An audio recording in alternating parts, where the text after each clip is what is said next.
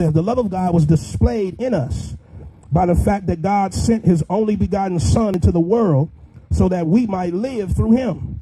In this is love.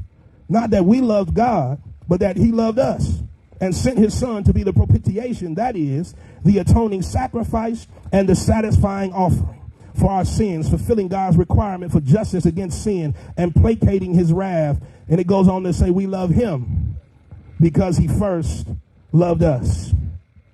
I want you to notice the first phrase, though. It said the love of God was not displayed just to us, but the love of God was displayed in us.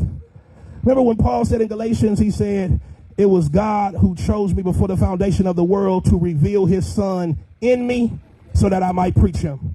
The revelation and the witness and the knowledge about who God is has to happen in us. Think about it. I go back to the story we opened up with the woman who was caught in the throes of slavery and her freedom was purchased.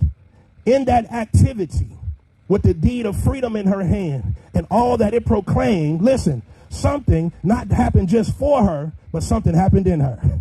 There was a calculation that was made.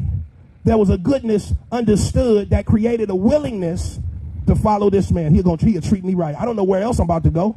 I'm free, but it ain't set up for my freedom.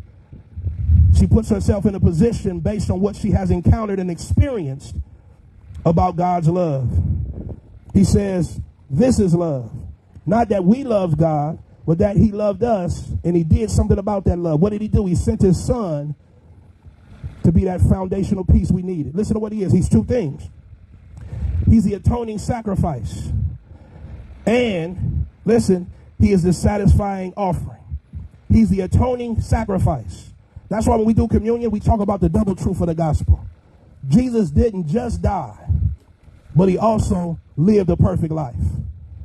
He did the double truth of the gospel. Remember Isaiah said, tell Israel, or he said, comfort my people, for they have received double from the Lord's hands. Listen, the sacrifice was he not only died, but he also lived. Whenever they went before the priest on that day, they had to do two things. There had to be a sacrifice that atoned and made up for it, but they also would leave an offering, a thanksgiving offering. How many of you know that you and I, our life lived for God is our thank you?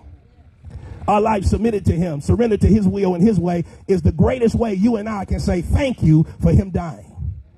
That we now begin to live how Jesus lived. That's the resurrection coming to life in us. That ain't Easter Sunday. That's Monday, that's Tuesday. That's problems and challenges.